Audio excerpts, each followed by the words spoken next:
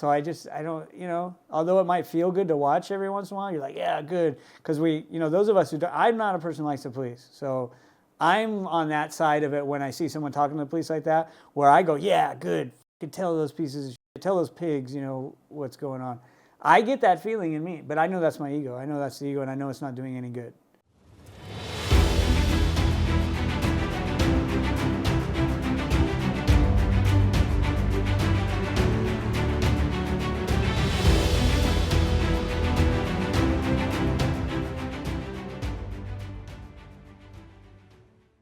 All right, guys, we're back again with the PEM podcast, the Pragmatic Ego Management, and I'm Dorian.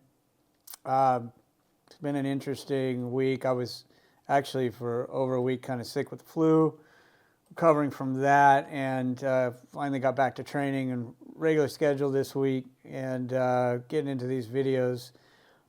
I had a very interesting journey with things. I'm getting ready to go to PsyCon for the PsyCon Psychedelic Convention event in Denver. We're preparing everything with the business. Business has been a hard climb to get it where it is now since we don't have an outside investment. And there's just been a lot of resistance. I have an ongoing lawsuit with City Carlsbad over some walls I built in remembrance of my girlfriend who passed, and it led to a major code violation ordinance dispute case with the city. And that was 3 months after I began the new project with the website, which I'm now got basically every penny I own is in that now. I've put 3,500 unpaid hours into it. I'm in about $600,000. I've got no money left, and it's just been a wild ride. And I've come to a point now with my own personal growth, my own journey with psychedelics and with healing, that there's not really a lot more to forgive out there. There's not a lot of people I'm harboring things towards. There's not a lot of things haunting me. There's some people I miss. There's some dead folks out there that, I have, I still miss them or have feelings that it would be nice if they were here. But I'm not angry at anyone. I don't have any of that going on. And yet I'm still meeting just this external resistance in the world and trying to achieve this level of success. And it's come down to what I've been talking about now for a few weeks, which is how important belief is. And what do you believe?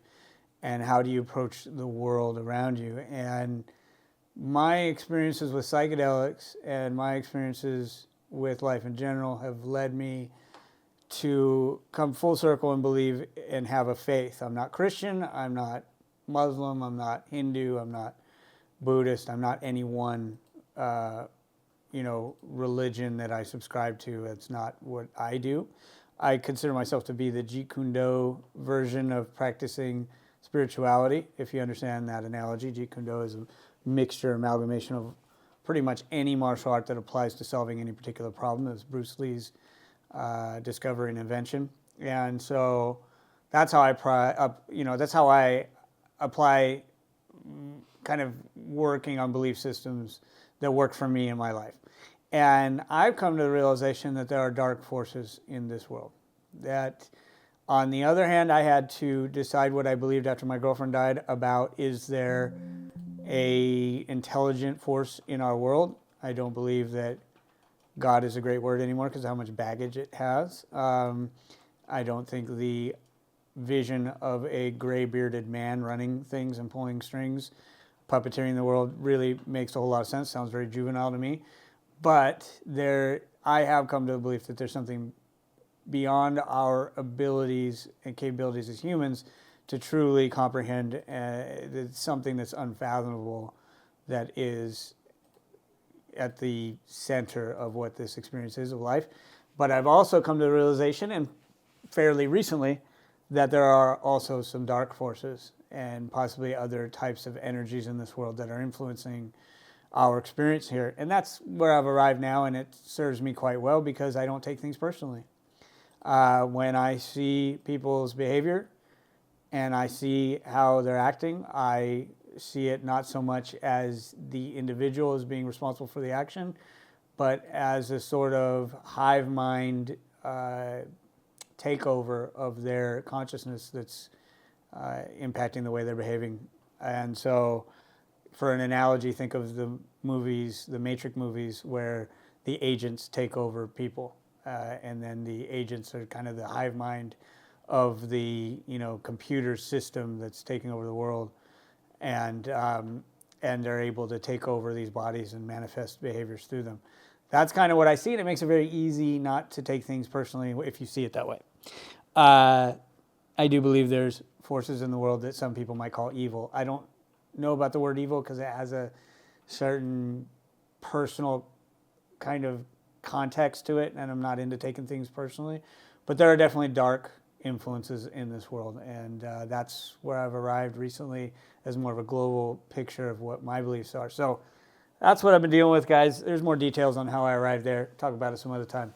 We're going to get into these videos and see what we got this week, and we'll have some responses for you. Let's see what we got.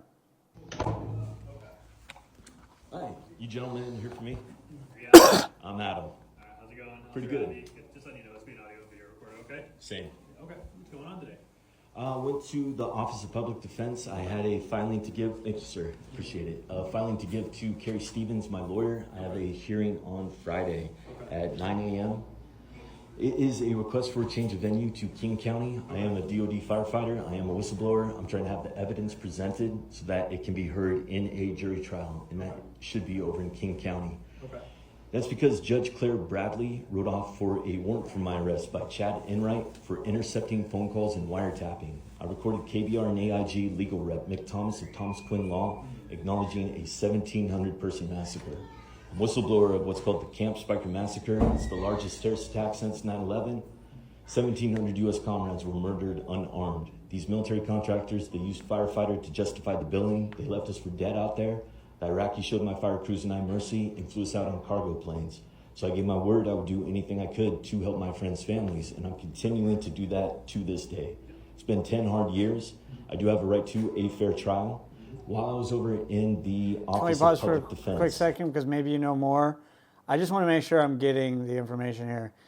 Where did this take place? Do you know if this happened on U.S. soil or happened in Afghanistan? I'm not sure. It sounds like not U.S. soil. Okay, so it was not on U.S. soil, and there's a massacre that happened because people didn't step in, or they just allowed these guys to burn up in a fire somehow, or something. Okay, yeah, we're not getting it, but I just wanted to see what you knew. Go ahead, keep going. That's fine. I'm just This trying is to. a taxpayer building. It's public domain. I was there on official business.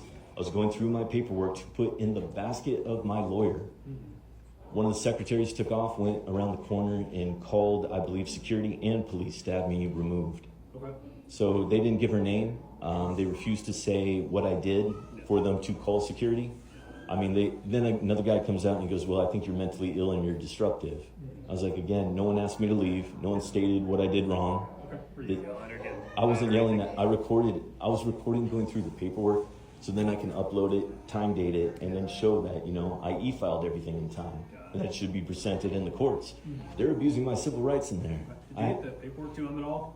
I went and filed it in there, and then the lawyer does have it in there. Okay. So everything is done. Okay, so your business here today has been taken care of? No, I'd like the name of who called the cops on me. Okay. I don't have that. Can we go in there and ask? I can. If they don't give it to us, though. So I can go in there and ask. I'd rather we do it, right? Okay, yeah, please. Okay. Because I'd like to make a formal complaint. They can't abuse civil rights like that. I do know the law. There is also the Freedom of Information Act. If they're accusing me of a crime or something to where, security and cops need to show up and waste everybody's time, I think this is a mentally ill, abusive person who's just a secretary, playing lawyer, and for some reason doesn't want me to file with my lawyer, which would be obstruction of justice. I'll take it. Okay. Just so I understand, what you came here to drop off the paperwork today, that's already been taken care of, correct? Correct. I just finished that Is there up right anything now. else here that you need? No. That you would want? So I'm worried that they're going to make a complaint to the judge and then go, you're being disruptive. I want that person's name so I can make a formal complaint saying they are abusing an entrusted position, especially if they're a secretary playing lawyer. It's just weird at this point. I know everyone kind of is sick of me. They know my name. It's more that there's a humanitarian rights lawyer. Her name's Amal Clooney. She has prosecuted ISIS for genocide in Frankfurt, Germany. These are the same perpetrators that murdered my friends. If they quit this small town, small-minded, white trash whistleblower retaliation, I can finalize the casework in federal and Supreme courts and then have everything finalized over in Germany. And then these companies, they give a giant paycheck. And then I'm going to use that to put together a task team to free slaves from ISIS. And just because this sounds like a stupid Tom Clancy novel, I understand how crazy it sounds. I most likely wouldn't believe me either. But I had all the paperwork. I just filed it right now. It is there as well, but they don't have a right to continuously harass me like this. Okay. I'm glad you're doing it. I'm glad you're taking the steps. I appreciate it. Business here today is done, correct? Correct. So, If I just get that Yeah. employee's name, and then we can get out of the building. Absolutely. Moving on. Okay. We didn't get notified when they called because no one has So, to say. Stop it for now. Yeah. So they keep coming back as his business concluded. It's kind of interesting, right? And then they want to get him out of the building. Why? So as far as I can tell, this is a courthouse building where he's in a public access place. He's not creating a disturbance of any kind. If any type of disturbance is being created, it's by the officers making a big deal over this. If that's even what's going on exactly. But the point is it seems like they want to get him out of the building. That is always strange to me. And I think when we watch other auditors, we see them say, hey, no, you don't have a right to tell me to leave.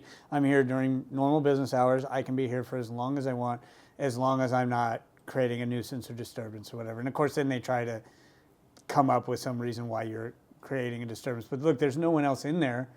There's no one even there. So why are they so focused on getting him out of the building? I always, our taxpayer dollars, he paid for this building. Sounds like he even, participated in the armed services, so he fought for what that building represents, and they want to get him out of there, right? And that, I wonder, he's not really addressing this at the moment, but I wonder if he understands his rights around that. He doesn't have to leave. It's always a problem with the government in this crap. They act like they own these spaces. They do not own that space. Taxpayers do. And that always rubs me the wrong way. Anyway, let's keep going. Who they are. Right. When we were in there before, no one said they called. We can give you the, I know, and no one has to tell us, right? You don't have to claim you called. Really? 911. What happens if I want to make a crime, right? That's, then you have you a beat right me to to your it. accuser, but we didn't have anything. No one was reporting crime, Well, I'd like to report a crime now, is what I'm saying. which is what? Obstruction of justice, using security and police officers to harass me in a taxpayer building in public defense, where I do have a right to report. I do have a right to drop off things We to can my give lawyer. you the event number for sure, and then you can always. I'm sure you know how to file for public disclosure of that whole thing, right? Yeah. Yeah. So he can get that for you. If that works for you. So And you I have the whole hearing 911 on Friday, and I'm worried now that they are going to send this this police report to the judge. The judge will be, look, you just were established competent. Now it looks like you're trying to be mentally incompetent. We're going to order another evaluation, and you're going to kick the count down the road. I have thousands of people depending on me on this international casework. We can add notes, right? And Well, I can't just get who called, their name. They don't have to give it to us, and I mean it's a 911 call. They didn't allege a crime, so we don't have to get anyone's info. Can I go in and see if my lawyer's supervisor is back in? I was told he was over at the prison. His name's John Purvis. The other one is Mr. Lewis. Could I go in there and check and see if they have returned? Yeah, if your attorneys work there, My attorney does work there. If you have direct lines from, if you're They having don't issues- answer. The secretaries, they screen my calls like no other.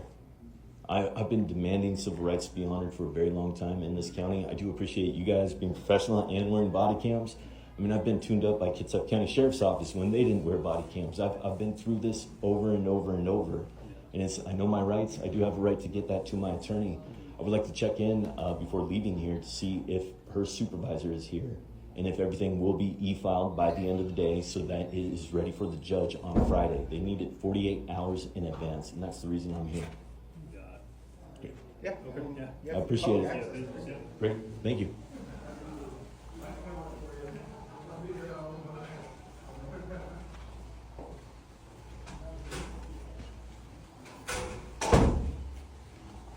Hey, my man. Hey, I think the people you want to talk to are behind you. Yes, sir. I've been talking to him. Okay.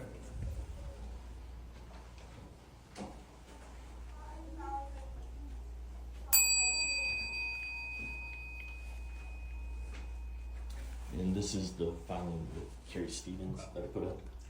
Hi, was just checking to see if Mr. Lewis or Mr. Purvis are Still over returned. at the jail. And so- they'll be there until 4:30. Probably. Is there a small chance they might return to the office? I don't know. They're at the jail visiting clients, and that's that. I don't know when they're gonna come back. There's no way for me to contact them at the jail. Okay. Is there any way to get the name of who called security I earlier don't to know have who me called security. removed? I don't know who called Can I security. get the name of your coworker? Her name's at the top of her desk. Sally, the legal assistant. Yeah. And that's Doesn't all? mean she called the security guard though. No, I'm filing. I didn't call security. You didn't on call you. security? No, I did not. I was doing work. May I ask? Stop who called- filming me. This is Oh, public they don't like domain being in the filmed. Office of Public Defense, Yeah. a taxpayer building. You had one other question you wanted to ask. If John Purvis or Mr. Lewis will be back by the end of the day to make sure that filing with Carrie Stevens gets e-filed in time for the judge on the 19th, So Friday I told you, at you're 9 more than a.m. welcome to drop it, but when Carrie Stevens checks her box, it's not up to us. And that's why I would like to make a formal complaint with her supervisors, John Purvis and There's a Mr. Lewis. complaint form. You can fill it out. Excellent. Yeah. You didn't call? Did you call security, sir? No, I didn't really. Interesting. So, all three didn't call? Security said someone called out of the office. I didn't even yell. The whole thing's recorded. So all of it's actually recorded, and you can check it out on TikTok and social media tonight, but you won't even get your name. So, I mean, I don't know who to email it to. If you want to write it down, you get a copy of it. Well, no, it's not okay for you to commit perjury. Yeah, I don't need your long-winded accusations of yelling, sir. You're doing what you asked. Just writing your formal complaint. Yes, sir. Appreciate you being cooperative so far.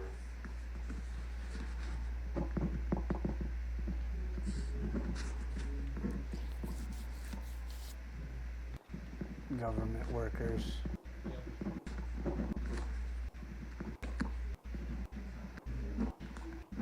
E-filed. Read it from my documentation, July 17th, 2024. I dropped off evidence for a request of change of venue to my lawyer, Carrie Stevens, to be e-filed in a timely manner, submitted to the judge. Without creating a disturbance or being asked to leave, someone in the Kitsap County Public Defense Office called security and 911 to have me removed from the Office of Public Defense. I have a right to be in public domain. I have a right to file casework with my lawyer. I would like the name of who violated my rights and abused the law. So I'm going to take civil action at this point. Right. You guys don't have a right to do this, honestly. Wow.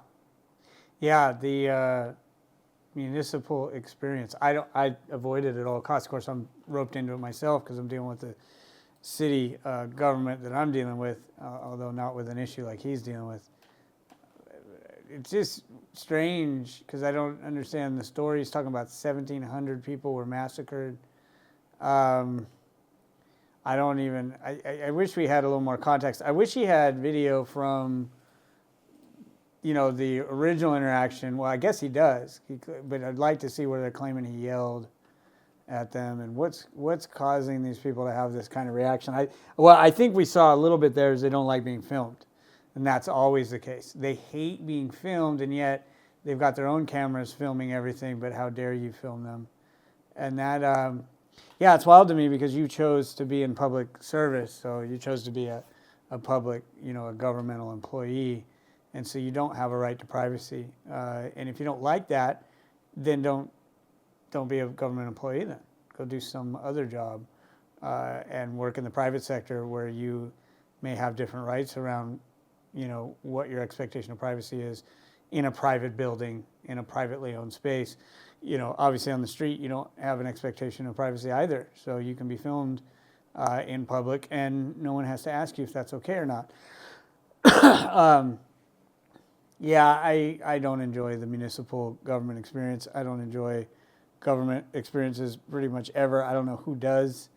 You usually see, it's rare that you get a government employee with a great attitude. There are those out there, but I think we're all familiar with kind of the attitude that you experience at something like the DMV, or social services, or those types of workers that you're interacting with. It's never an uplifting, positive experience with someone who wants to help you out. And I guess never is a strong word, but it rarely is. And I don't know what this guy's battle is and his fight is, but you could see the attitude he's coming up against, and this idea that he needs to leave the building if his business has been conducted. And I don't know what the full statutes and laws are around loitering, and there's all these laws you have to navigate. So I think he does have to some degree, explain that he has some sort of business. But it's interesting when those cops are kind of leading him to try and get him out of the building. They just don't want him there, and he doesn't seem to be causing any problems as far as I can see. So yeah, I just am not a fan of the governmental experience for that reason right there. They're supposed to be there to serve the public, and they act like they're put out by him, right? They're so put out by this guy. But the thing that I don't get about all that is they're paid a government wage to be there. And I've worked government jobs myself. I didn't last very long. I lasted about a year, and I was out of there.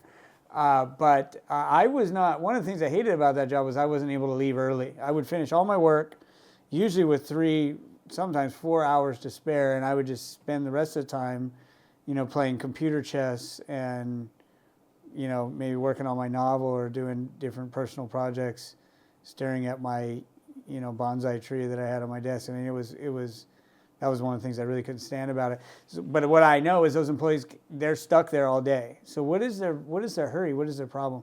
Why can't they just help someone, even if the person is a little annoying or repetitive, or, it doesn't matter. You're going to be there all day either way. It's not putting you out. You're getting paid.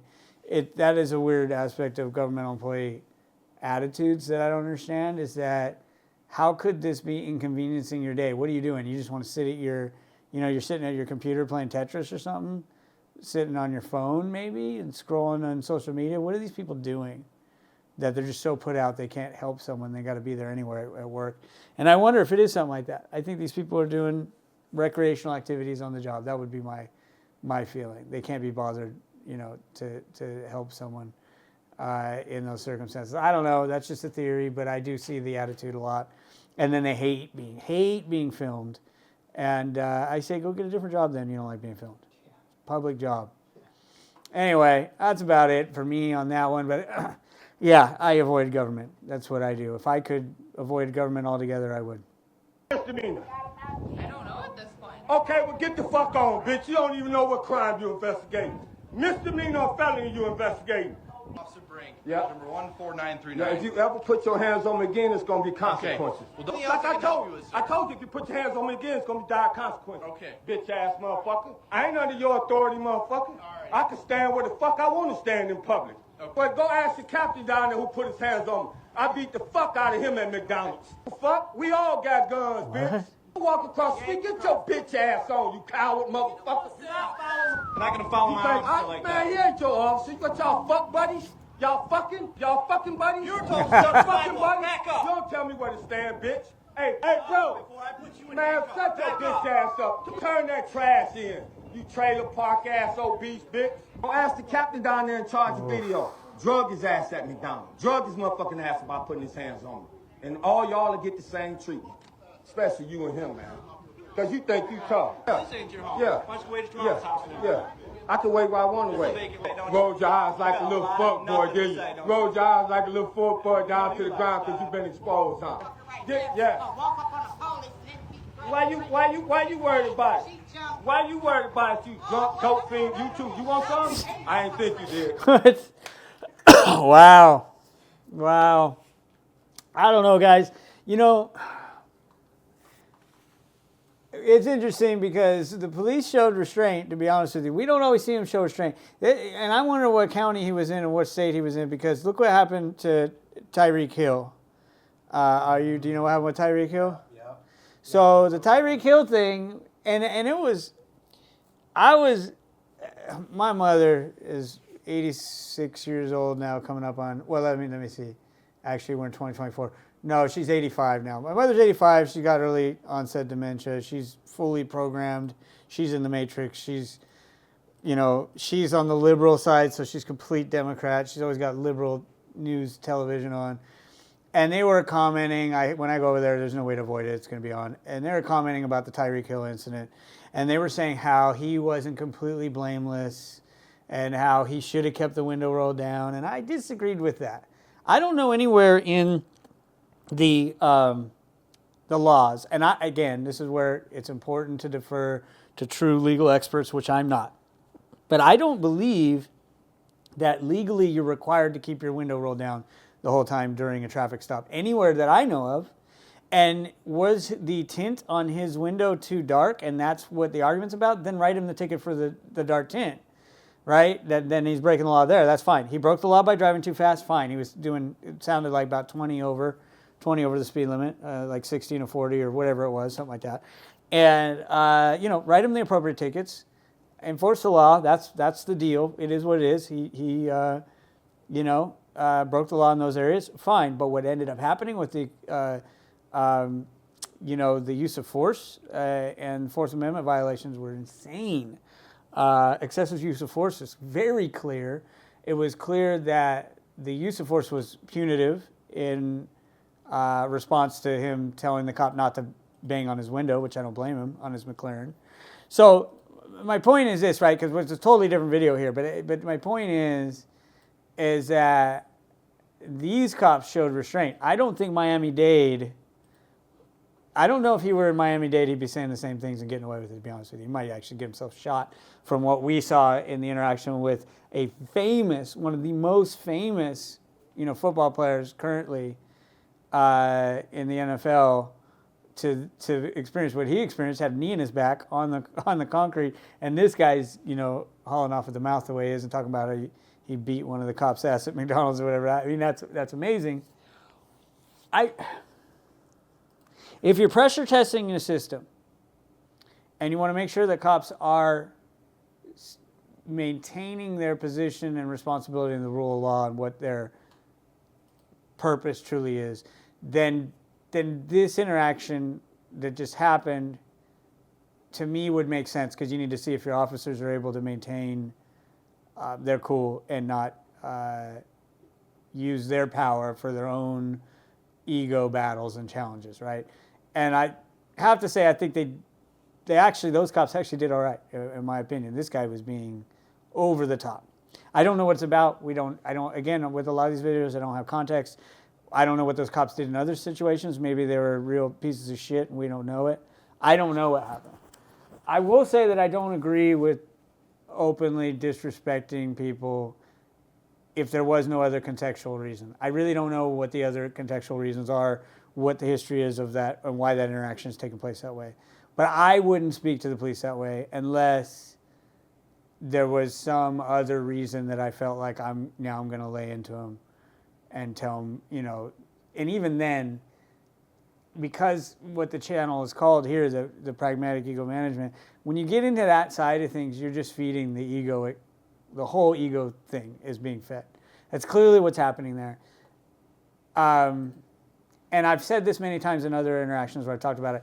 Good for him. And my guess is he's a black dude. I don't want to say that the wrong way, but he sounded black to me, guys. I'm not trying to be stereotypical or come off a certain way. Sounded like a black guy.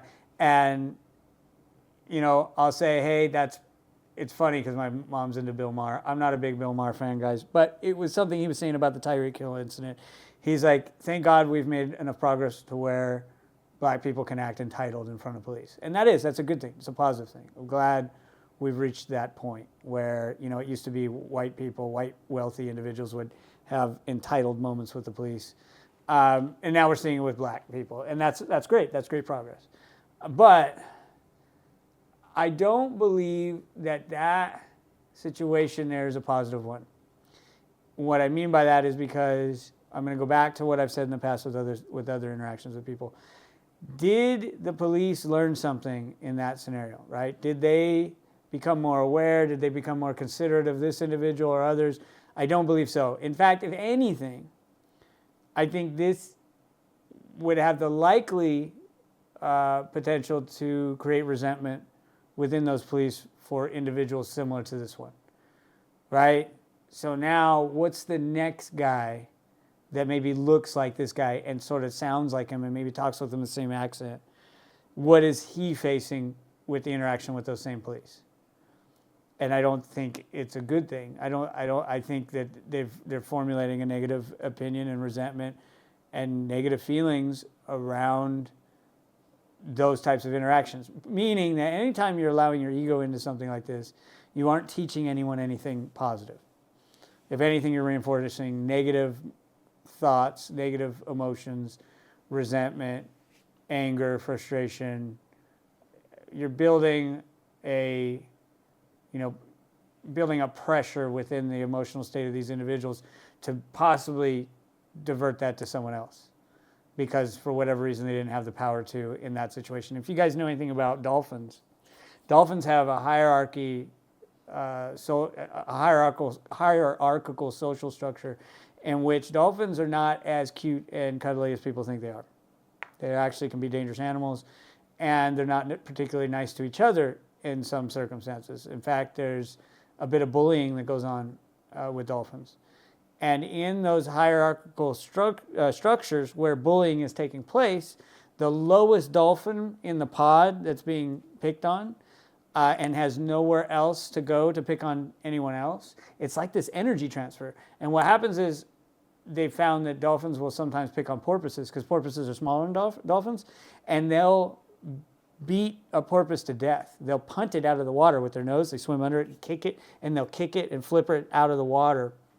And they'll do this repeatedly to the porpoise until it has internal bleeding and is severely damaged and dies. They will, and that's because they're experiencing bullying from other individuals in their own pod, and they're not powerful enough to kind of dish it out back to the individuals that are causing, the suffering for them.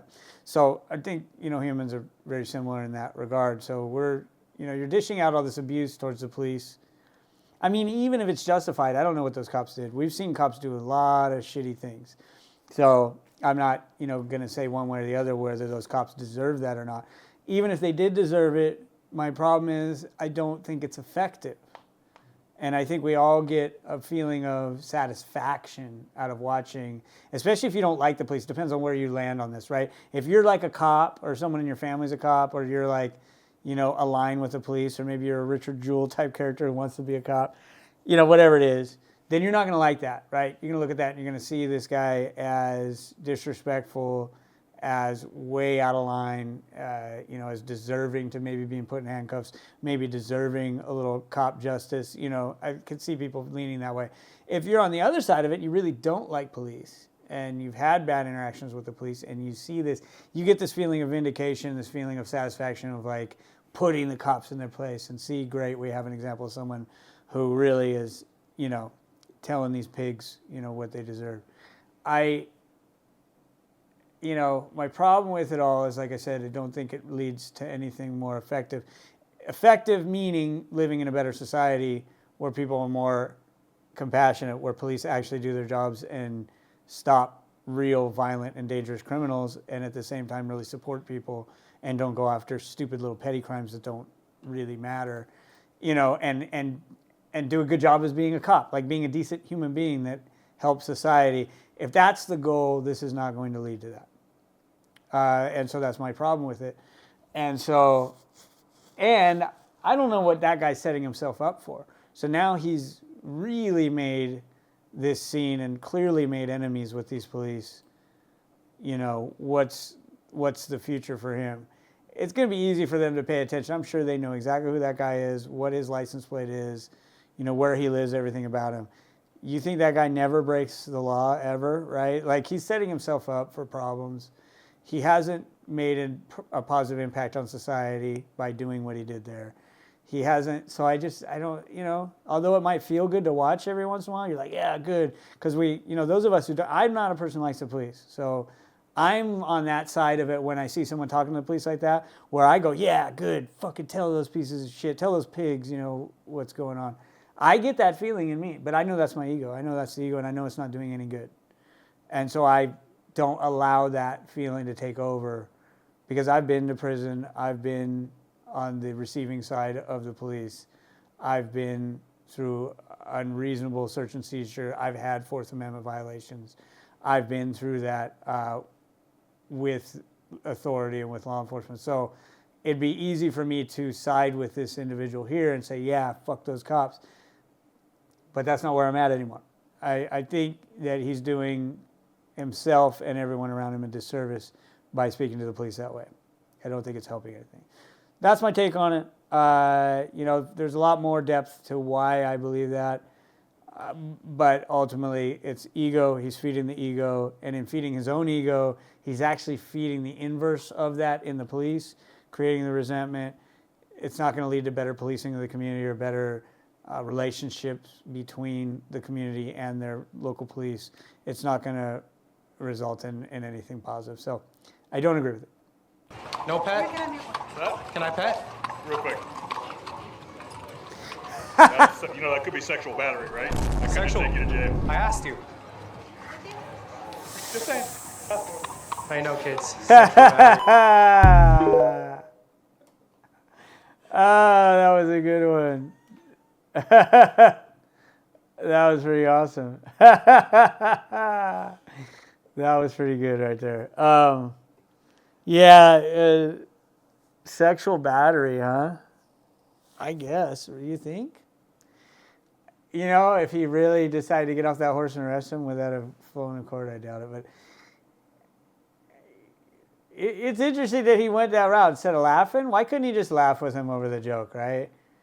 Like, why couldn't he just have a little humor? There's definitely ego there. Again, it's about ego, guys. It's what the whole channel is about ego. I think it'd be way better if they could have shared a laugh instead of him going to the sexual battery explanation of the law, which I think that'd be a gray area. I wonder how they would prove that. I wonder what the actual law states around sexual battery.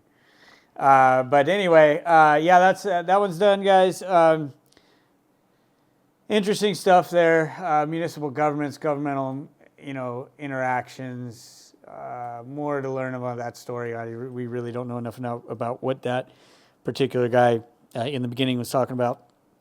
But the rest of it is all exactly what I'm talking about with ego. We got this guy yelling at the cops, out of control. And then there's the funny little interaction at the end, but still about ego. If we ditch the egos, our whole world would change. Imagine if nobody acted from a place, from an egoic position, what kind of world would we live in? It'd be hard to visualize, honestly. It'd be hard to even imagine it, because it would be a vastly, vastly different place and a far more positive one. So that's it for this one, guys. We will see you in the next episode.